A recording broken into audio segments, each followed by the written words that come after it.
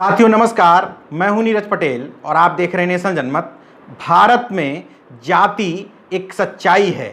यहाँ के हर एक सिस्टम में, न्यायपालिका से लेकर के शासन प्रशासन और मीडिया तक में भी जातिवाद का जहर घुला हुआ है। लगातार मैं विकास दुबे के मामले में मीडिया कवरेज और शासन प्रशासन की प्रतिक्रियाएं और विकास दुबे के जाति से जुड़े हुए तथाकथित लोगों की रिएक्शंस भी देख रहा हूं। ये भी प्रकरण जातिवाद से कहीं भी अछूता नहीं है। इस पूरे प्रकरण को देखने के बाद मुझे आशा जगी थी कि शायद किसी मीडिया वाले में इतनी हिम्मत होगी कि वो योगी आदित्यनाथ के राज को जंगल राज लिख पाए। जंगल राज लिखने के लिए पैमाना क्या होना चाहिए?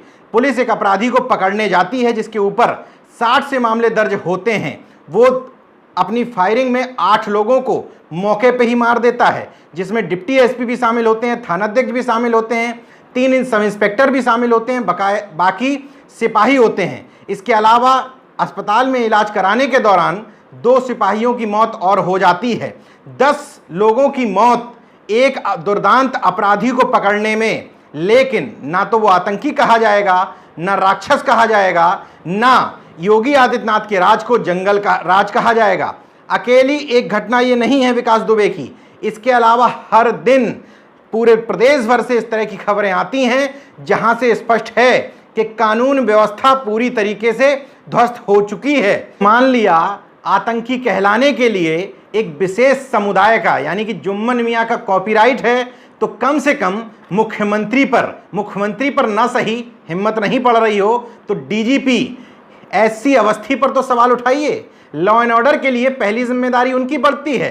लेकिन अर्णव गोस्वामी से लेकर के दीपक चौरसिया, अमीश देवगन, किसी की भी हैसियत नहीं कि उत्तर प्रदेश के जंगल राज पर सवाल उठाते हुए कोई बड़ी टीवी डिबेट करवा दें। सामान्य तौर पर खबर चलानी पड़ेगी, इसलिए क्योंकि विकास दुबे ने घटना ही इतनी बड़ी कर दी कि मन मार करके खबरें चलानी पड़ रही हैं कि कभी उसका घर गिरवाने को बहुत बड़ी कार्रवाई बता दी जा रही है, कभी उसके पड़ोसी को उठा लेने को बहुत बड़ी कार्रवाई बता दी जा रही है। करें क्या? मजबूरी ये हो गई कि विकास दुबे ने इन लोगों को कहीं का ना छोड़ा, तो मजबूरन उसके पीछे पुलिस भी लगानी पड़ रही है, मीडिया को ट्रायल भी करना पड़ रहा है। लेकिन उसके जुड़े हुए तमाम सारे लोग अभी भी उसको परशुराम का असली वंशज मान रहे हैं। रीता पांडे नाम की एक महिला है फेसबुक पर, वो लिखती है, पूरे उत्तर प्रदेश के शासन प्रशासन को अकेले हिला देने वाला ब्राह्मण शेर विकास दुबे का अभिनंदन है। इसके अलावा वो लिखती है, ब्राह्मण शेर विकास दुबे जिंदाबाद। एक और फेसबुक प्रोफाइल है सुरेंद्र कुमार मिश्रा नाम से, लिखते हैं, शेर का शिकार करने में गीदड़ का झुंड नाकामयाब। शर्म आती है ऐसे जातिवाद पर। ये उस व्यक्ति का समर्थन कर रहे हैं, उस व्यक्ति के नाम से ब्राह्मण शिरोमणि पंडित विकास दुबे नाम से पेज बना रहे हैं, उसको बधाइयां दे रहे हैं, शुभकामनाएं दे रहे हैं, जिस व्यक्ति ने सबसे ज्यादा उसी यानी कि ब्राह्मण जाति के लोगों का नुकसान किया, उनकी हत्याएं की। 2001 में जिस समय राजनाथ सिंह मुख्यमंत्री हुआ करते थे, उस समय में भी ब्राह्मण जाति के आरसी पंडित उत्तर प्रदेश के डीजीपी हुआ करते थे। उस समय इसने राजनाथ सिंह की सरकार में राज्य मंत्री का दर्जा प्राप्त संतोष शुक्ला, जो स्थानीय जिलाध्यक्ष भी थे भारतीय जनता पार्टी के, थाने में घुस करके, जिस समय वो एक पंचायत करवा रहे थे, उस थाने में घुस करके उनकी गोलियों से भून करके हत्या कर दी थी। रंगबाजी देखिए, किसी भी पुलिस वाले की हिम्मत नहीं हुई कि वो इस मामले में गवाही दे पाए। सन 2000 में उसी क्षेत्र में सिवली के ताराचंद इंटर कॉलेज के सहायक प्रबंधक सिद्धेश्वर पांडे की हत्या कर दी थी उसने। 2004 में केवल कारोबारी दिनेश दुबे की हत्या के मामले में भी विकास ही आरोपी था। 2018 में माती जेल में बैठे ही अपने चचेरे भाई अनुराग दुबे की हत्या करवाने के मामले में भी वो आरोपी था। और जिस मामले में पुलिस इस बार उसको गिरफ्तार करने गई थी, वो मामला भी उसके खिलाफ राहुल तिवारी नाम के एक शख्स ने दर्ज करवाया था। इन जातिवादियों के लिए, जो अपने आप को परशुराम का वंशज कहते हैं, वो सिर्फ परशुराम के फरसे से, यानी कि उनकी नफरत से, दूसरे समाज के प्रति कटुता से, दूसरे की हत्या से प्रेम करते हैं। अगर ऐसा नहीं होता तो अपने आप को परशुराम वंशज बताने वाले ये लोग इस हत्यारे की सोशल मीडिया पर तारीफ ना करते और इसको परशुराम वंशज ना बताते। खैर, मैं इस मीडिया के इस दोगलेपन पर सवाल उठाना चाहता हूं। वर्तमान में उत्तर प्रदेश में कानून मंत्री हैं ब्रजेश पाठक, जो बहुजन समाज पार्टी में भी बड़े नेता हुआ करते थे। 2004 में लोकसभा का चुनाव जीते। इसके बाद अगला लोकसभा चुनाव जब ये हार गए तो इनको बहुजन समाज पार्टी से राज्यसभा भेज दिया गया। पार्टी बदलते हैं, बीजेपी में आते हैं, यहां भी कद्दावर नेता हो जाते हैं, कानून मंत्री का पद मिल जाता है।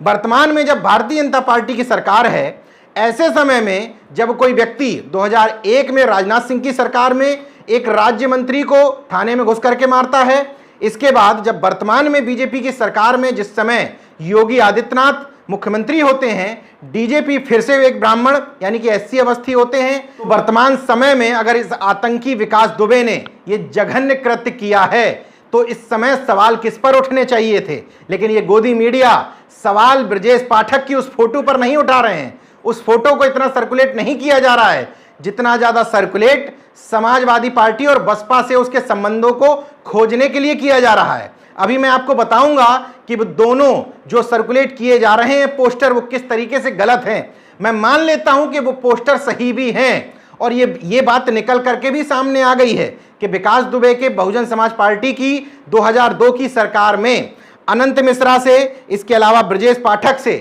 काफी अच्छे संबंध थे और उस दौरान ही ये काफी तेजी से आगे भी बढ़ा। तो क्या ये माना जा सकता है कि अगर इस आतंकी विकास दुबे को समाजवादी पार्टी और बहुजन समाज पार्टी ने मान लीजिए मिलकर आगे बढ़ाया है, तो क्या इसको वर्तमान सरकार में छूट दे देनी चाहिए थी? ऐसी सरकार के समय में ये विकास दुबे पूरी रंगबाजी के साथ घूम रहा था, जिस सरकार के राज्य में सबसे ज्यादा फर्जी एनकाउंटर पर सवाल उठाए गए, चाहे वो जिम ट्रेनर जितेंद्र यादव का मामला रहा हो, चाहे वो सुमित गुर्जर का मामला रहा हो, चाहे झांसी में पुष्पेंद्र यादव का मामला रहा हो और चाहे मुजफ्फरनगर के नौसाद का मामला रहा हो। नौसाद के परिवार वाले जब राष्ट्रीय मानवाधिकार आयोग तक ये शिकायत करने गए कि मेरे बेटे का गलत तरीके से एनकाउंटर किया गया है, जब वहां से लौट करके आते हैं, अगले दिन यूपी की पुलिस नौसाद के घर पहुंचती है। जितने भी मर्द थे उस घर में सभी के ऊपर गैंगरेप का मुकदमा दर्ज कर लिया जाता है, उन लोगों को जेल भेज दिया जाता है। धमकी दी जाती है कि फर्जी एनकाउंटर पर सवाल उठाओगे तो बची हुई महिलाओं को भी जेल में सड़ा दिया जाएगा। ये चुनिंदा उदाहरण मैंने बताए।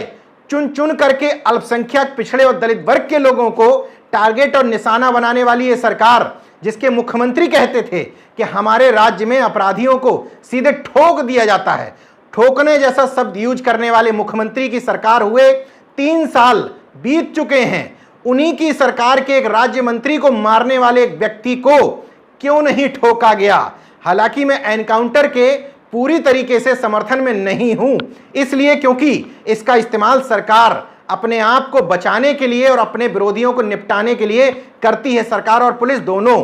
लेकिन अगर यह सरकार कहती थी कि अपराधियों को चुन चुन के ठोका जा रहा है, पुष्पेंद्र यादव के फर्जी एनकाउंटर करने के बाद 4-5 मामले दिखा करके बताया जा रहा था कि अपराधी है, तो विकास दुबे जैसा अपराधी जिसके ऊपर बगल के चौबेपुर थाने में 60 से ज्यादा मामले दर्ज थे, तमाम लोगों की हत्या में आरोपी था, गैंगस्टर भी लगा हुआ था उसके ऊपर, इसके बाद भी ये मुख्यमंत्री जो जरा सी बातों पे एनएसए लगवा देते हैं, ना उसके ऊपर एनएसए लगवाया गया और ना उसको ठोका गया। तो सवाल किस पर उठने चाहिए थे?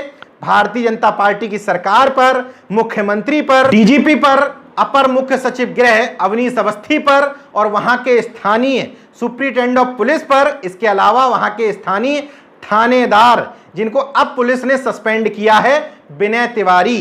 कहा जा रहा है कि ये उसकी चोरी छुपे मदद करते थे। पता ही था कि उस अपराधी विकास दुबे और थानाध्यक्ष विनय तिवारी के बीच में इतनी बढ़िया सेटिंग चल रही है, तो विनय तिवारी को चौबेपुर का लगातार थानाध्यक्ष बना करके क्यों रखा गया था? मुझे हैरत होती है इस गुलाम, दलाल और सवर्ण मीडिया की सोच पर।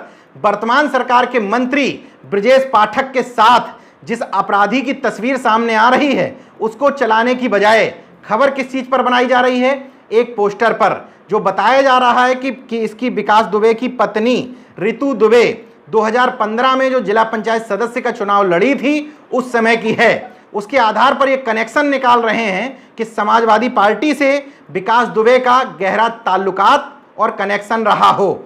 निश्चित तौर पर मैं इस चीज पर, इस आरोप से इनकार नहीं कर सकता। जितना मैंने पता किया है, तमाम सारे लोगों को फोन करके, स्थानीय पत्रकारों से बात करके, निश्चित तौर पर ये दोनों जो पोस्टर चलाए जा रहे हैं वो पूरी तरीके से भ्रामक और मिथ्या हैं। ये कहना कि विकास दुबे के समाजवादी पार्टी के बड़े नेताओं से सीधे सीधे तौर पर संबंध थे, पूरी तरीके से गलत है। हाँ, ये बात एकदम सही है कि विकास दुबे के स्थानीय एक मंत्री और स्थानीय एक विधायक से कुछ कुछ करीबी संबंध थे, लेकिन 2015 का चुनाव रितु दुबे ने निर्दलीय लड़ा था, किसी भी पार्टी के सिंबल पर नहीं लड़ा था। इन मूर्खों को जो इसको सर्कुलेट करके समाजवादी पार्टी से संबंध स्थापित कर रहे हैं, उन मूर्ख पत्रकारों की जानकारी के लिए एक बात बता देता हूं कि उत्तर प्रदेश में जो भी पंचायती राज के चुनाव होते हैं उसमें कोई पार्टी, सपा, बसपा, कांग्रेस, बीजेपी, कोई भी पार्टी अपना ऑफिशियल सिंबल नहीं देती है,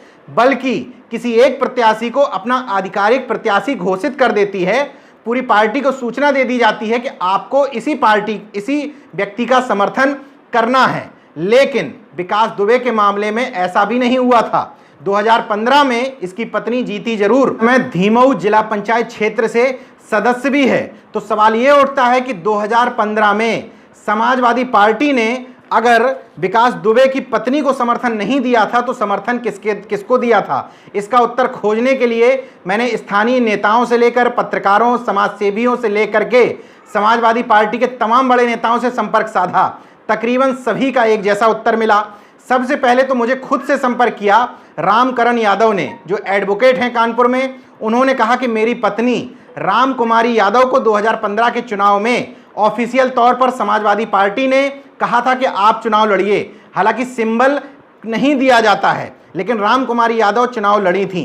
इस बात की पुष्टि करने के लिए मैंने तत्कालीन जिलाध्यक्ष समाजवादी पार्टी महेंद्र सिंह से संपर्क किया, जो अब शिवपाल यादव जी की पार्टी में जा चुके हैं, प्रसपा में। उन्होंने भी सहमति जताई कि मैं उस समय जिलाध्यक्ष था और मेरे रहते हुए यही आधिकारिक कैंडिडेट थे। समाजवादी पार्टी के प्रदेश अध्यक्ष नरेश उत्तम पटेल से भी पुष्टि की, उन्होंने भी इन्हीं का नाम लिया।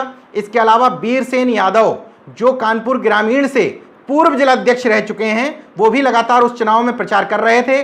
उन्होंने भी बताया कि राम कुमारी यादव समाजवादी पार्टी की आधिकारिक कैंडिडेट थी। एक पोस्टर भी रामकरण यादव ने हमें भेजा उसी समय का। उनके पोस्टर में मुलायम सिंह यादव, जगदेव सिंह यादव जो दर्जा प्राप्त राज्य मंत्री थे उस समय, अरुणा कोरी जो मंत्री हुआ करती थी, महेंद्र सिंह जो जिलाध्यक्ष हुआ करते थे, मुनेंद्र शुक्ला जो उस समय बिठूर से विधायक हुआ करते थे, और सबसे लास्ट में अखिलेश यादव।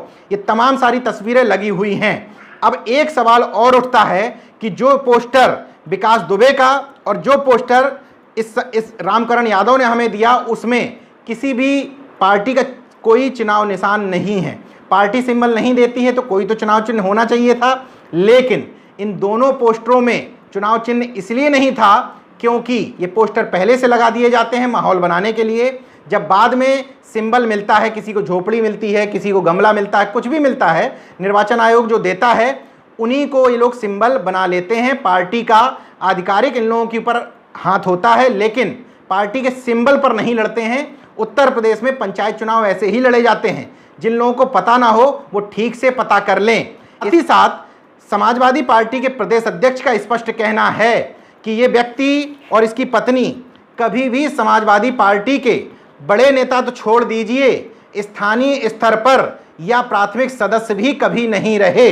बिल्कुल, लेकिन दबी जवान लोग ये भी बात स्वीकार करते हैं उस क्षेत्र के लोग कि कुछ विधायकों और कुछ मंत्रियों के इर्द गिर्द ये अपने प्रभाव और रुतबे की वजह से आगे पीछे टहलता जरूर था। इसलिए क्योंकि ऐसे नेताओं की शरण स्थली वर्तमान की सरकारें ही होती हैं। उस समय समाजवादी पार्टी की सरकार थी तो स्वाभाविक रूप से उन लोगों का करीबी होने के लिए ये निश्चित तौर पर कुछ लोगों के ऊपर पैसा भी खर्च करता होगा, इससे इनकार नहीं किया जा सकता। लेकिन इस बात को सारी मीडिया में चला देना कि ये समाजवादी पार्टी के राज्य में आगे बढ़ा, समाजवादी पार्टी का नेता था, पूरी तरीके से भ्रामक है। और मैं ये कहता हूं कि मान भी लिया जाए कि आप सही बोल रहे हैं, तो अगर एक पोस्टर के आधार पर खबर बन सकती है, तो जब एक पूर्व आईएएस जिनको आप पिछली सपा सरकार में हाथों में लिए हुए घूमते थे, सूर्य प्रताप सिंह, उन्होंने खुद ट्वीट किया और पूछा है ब्रजेश पाठक से कि आखिर ये रिश्ता क्या कहलाता है। इसके बाद भी आप लोगों की हिम्मत नहीं पड़ रही है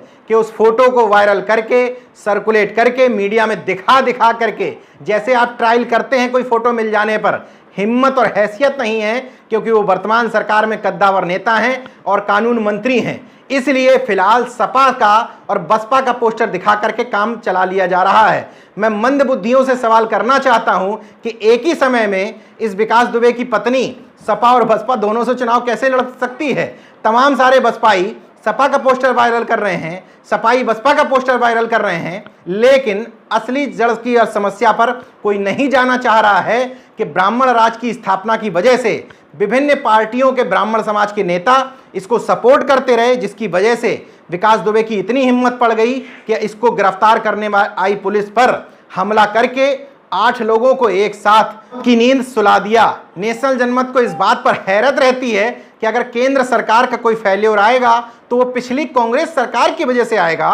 गोदी मीडिया में भी उसमें पूरा साथ देगी और उसके चम्मच और गुलाम लोगों के साथ ही साथ तमाम सारे वो लोग जो अपने आप को अंधभक्त की कैटेगरी से अलग रखते हैं, वो भी उनके एजेंडा में शामिल हो जाते हैं। उसी तरीके से उत्तर प्रदेश, बिहार या तमाम सारी जगह जहां भारतीय जनता पार्टी की सरकारें नहीं हैं, वहां अगर बीजेपी की सरकार से कुछ गलती हो जाएगी तो पूर्ववर्ती सरकारों पर, बिहार में लालू यादव की सरकार पर हमला किया जाता है, उत्तर प्रदेश में अखिलेश यादव की सरकार पर और थोड़ा सा आगे बढ़ करके मायावती सरकार पर हमला करने की कोशिश की जाती है। क्योंकि बसपा इस समय सेटिंग कर रही है, दोस्ती का हाथ बढ़ा रही है, ऐसे उसके बयानों से नजर आता है। इसलिए सबसे ज्यादा हमलावर उनका एक तरफ रहता है, समाजवादी पार्टी की तरफ। इसलिए उस पोस्टर को, जो तथ्यहीन है, आधारहीन है, उस पोस्टर को लगातार वायरल करके उसके तार समाजवादी पार्टी से जोड़ने की कोशिश की जा रही है। मैं फिर से सवाल करता हूं, मैंने मान लिया कि वो पोस्टर सही है, तो क्या भारतीय जनता पार्टी के राज में उन अपराधियों को छूट दे दी जाती है जिनको सपा और बसपा के समय में संरक्षण प्राप्त था? अगर ऐसा नहीं है, 3 साल किस बात का इंतजार किया जा रहा था? जो 10 लोगों की मौत हुई है, इसका गुनहगार, जिम्मेदार कौन है? ये गोदी मीडिया, ये गुलाम मीडिया, ये सवर्ण मीडिया कब योगी आदित्यनाथ की सरकार को जंगल राज लिखेगी, कब इसको आतंकी कहेगी, कब इसको राक्षस शब्द से संबोधित कहेगी? इस तरह के अपराधियों का मात्र एनकाउंटर हो जाने भर से ये मुद्दा खत्म नहीं होता है। असली मुद्दे की जड़ ये है कि ऐसे सवर्ण अपराधियों को बढ़ाने में पूरा तंत्र काम करता है, न्यायपालिका, मीडिया, उनके जाति के तमाम सारे नेता। देखते रहिए नेशनल जनमत, जागरूक और सजग बने रहिए। जय विज्ञान, जय संविधान, जय लोकतंत्र। धन्यवाद। तो अगर आपने मेरा YouTube चैनल सब्सक्राइब नहीं किया तो प्लीज़ सब्सक्राइब कर लें और उस बेल आइकन पर जरूर क्लिक करें, जिससे जो मेरे न्यू वीडियो